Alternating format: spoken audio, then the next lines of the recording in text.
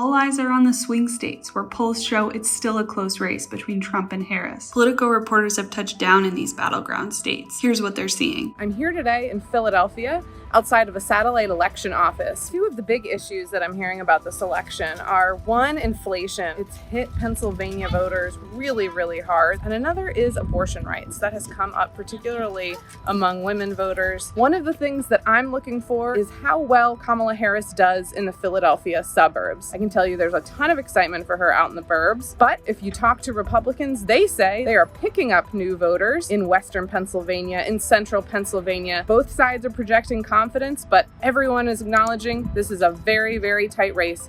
It's a state known for beer, cheese, and politics. I'm here in Madison, Wisconsin. The past two presidential elections have swung Republican and Democrat by less than 1% of the vote. The big issues in Wisconsin are immigration and the economy. But here's the drama. Early balloting and mail-in votes do not get counted in the Democratic town of Milwaukee until after the polls close. That means Donald Trump is going to appear to have a super big edge over Harris because those early ballots do not get counted until after midnight, and all the beer and cheese will be gone.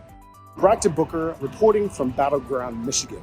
Now, I'm standing in front of a polling place in the city of Pontiac. For Harris, it's whether or not the uncommitted voters, whether or not they're going to punish her at the voting box because of Harris's unwillingness to deviate from the Biden administration's stance on Israel and Gaza. There's also concerns whether or not enough black men are going to show up with her in the numbers that she needs, particularly in a city like Detroit. There's also concerns on the Trump side of whether or not if his rhetoric is too off-putting for a lot of people, and certainly we're going to see if Michigan voters punish him. Brittany Gibson, reporting to you from Charlotte, North Carolina, at one of Vice President Harris's last rallies before Election Day. Voters here have been telling me that they're supporting Kamala Harris, mostly to support abortion access and women's health care access. North Carolina is the closest swing state that Donald Trump won in 2020. Governor Walz and Second Gentleman Doug Emhoff are expected to be here later this afternoon in Atlanta. This is a must-win state for Donald Trump. If he doesn't win here, then that probably means he's in big trouble nationally. The big thing that I'm keeping an eye on is how black voters vote on Tuesday. We've talked a lot this election cycle about how black voters' support for Democrats is softening. If that's true, we're probably going to see that first in Georgia.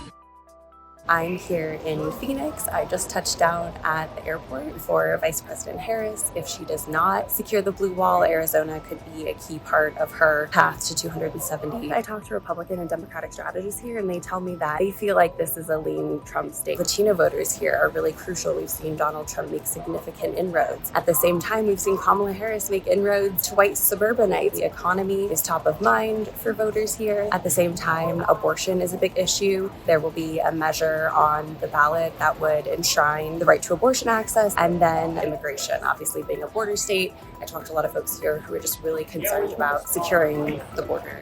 I'll also be covering Nevada, the smallest of the 7 battleground states. It only has 6 electoral votes, so those votes could be really key in a close election. Some of the top issues in Nevada, I would say number 1 is the economy. Nevadans are dealing with the same pocketbook pressures the rest of the country is. The state's Latino population is really important in this race. We've seen Donald Trump make inroads with Latino voters. Democrats have a history of being able to eke out wins in the state, but there's a lot of uncertainty heading into the election. No one knows which way this one's going to go.